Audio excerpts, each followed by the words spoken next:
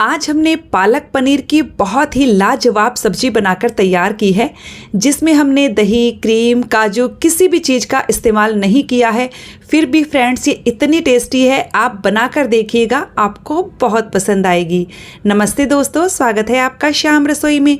तो चलिए शुरू करते हैं बनाना। पालक पनीर बनाने के लिए मैंने यहाँ लगभग 250 ग्राम पालक लिया है।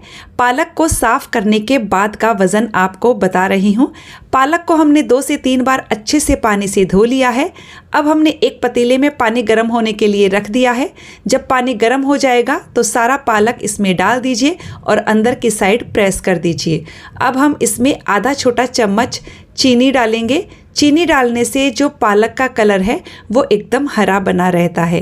पालक को हमें ज़्यादा नहीं उबालना है, हाई फ्लेम पर 1 से 1.5 मिनट के लिए ही इसे उबालना है। तो हमें पालक को पकाते हुए लगभग 1-1.5 मिनट हो गए हैं।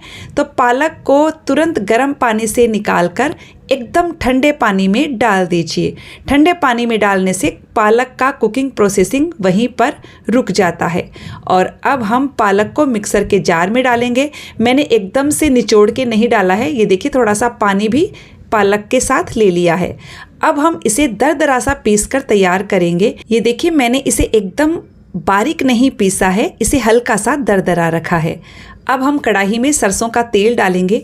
आज हम ये पालक पनीर की सब्ज़ी सरसों के तेल में बना रहे हैं। बहुत ही ज़्यादा टेस्टी बनकर तैयार होगी।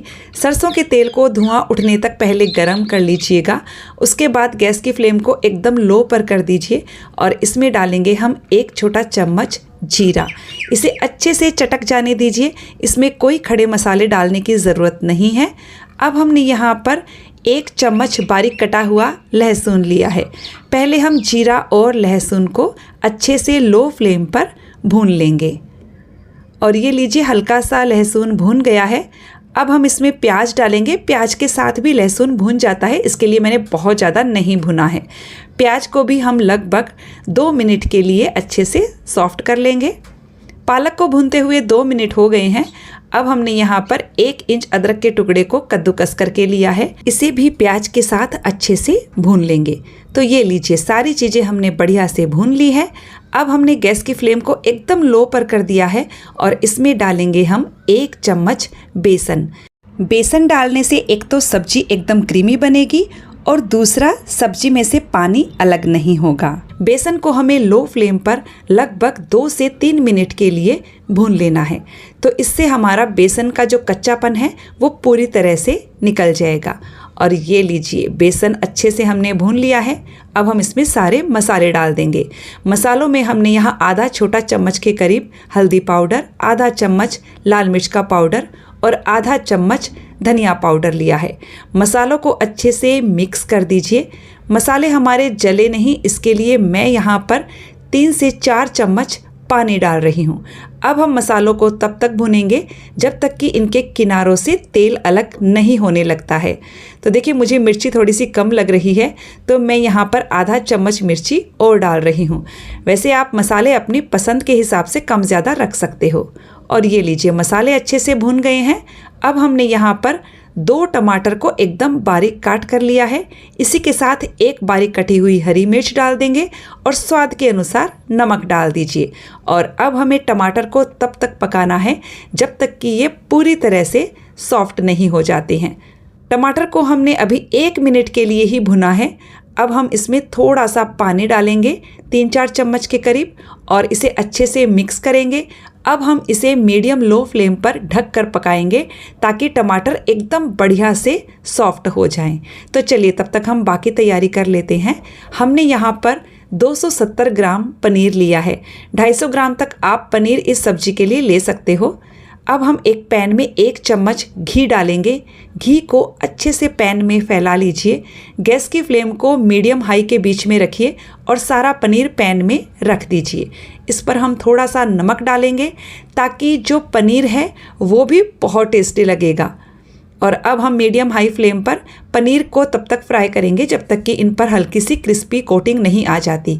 तो ऐसा करने से पनीर अंदर से जूसी रहता है और ऊपर से क्रिस्पी हो जाता है। और ये लीजिए लगभग 2 मिनट में ही पनीर एकदम बढ़िया सा फ्राई हो चुका है। इसे साइड में रख दीजिए। चलिए इधर हम देख लेते हैं टमाटर भी हमारे एकदम बढ़िया से सॉफ्ट हो गए हैं। बीच में मैंने इसे 2 बार चला दिया था क्योंकि हमने इसमें बेसन डाला है ना, तो बेसन क्या तले में चिपक जाता है। अब हम इसमें आधा चम्मच गरम मसाला डालेंगे और इसे अच्छे से मिक्स कर लेंगे। मसाले जब अच्छे से भून जाएंगे तब हम इसमें ये पालक की प्योरी डाल देंगे और इसे अच्छे से मिक्स कर लीजिए। पालक को हमने अच्छे से मिक्स कर दिया है। बस अब हमें पालक को लगभग 12-13 मिनट के लिए पकाना है। इतनी देर में पालक का कच्चापन पूरी तरह से निकल जाता है और पालक अच्छे से पक जाता है। तो मैं इसे खुले में ही पका रही हूँ। आप चाहे तो कढ़ाई को आधा कवर करके भी पालक को पका सकते हो। पालक को पकाते हुए हमें लगभग 7 से 8 मिनट हो गया है। बीच बीच में आप इसे चला दीजिएगा ताकि पालक तले में ना लगे।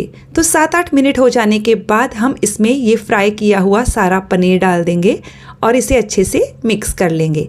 आपको लगे कि ग्रेवी और चाहिए तो आप इस वक्त भी इसमें गर्म पानी करके डाल सकते हो। तो मैं इसमें गर्म पानी नहीं डाल रही हूँ, मुझे इसी तरह की ग्रेवी पसंद है। तो बस अब हम इसे मीडियम लो फ्लेम पर लगभग 5 मिनट के लिए पका लेंगे। और ये लीजिए 5 मिनट हो गया है। हमारी पालक पनीर बनकर बिल्कुल तैयार हो चुकी है। तो मैं इसे एक प्लेट में पहले सर्व कर लेती हूँ।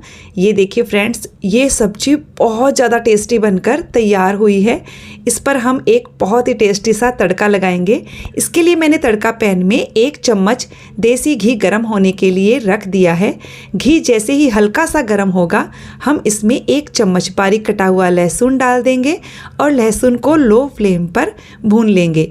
इसे एकदम लाइट सा गोल्डन ब्राउन कर लेना है। और ये लीजिए लहसुन हल्का सा गोल्डन कलर का हो गया है। फ्रेंड्स, इसे बहुत ज़्यादा गोल्डन करके मत निकालिएगा क्योंकि गरम घी में ये और ज़्यादा कलर पकड़ लेगा। और अब हम इसमें 2-3 पिंच के करीब कश्मीरी लाल मिर्च का पाउडर डालेंगे और ये तड़का सब्जी पर लगा दीजिए।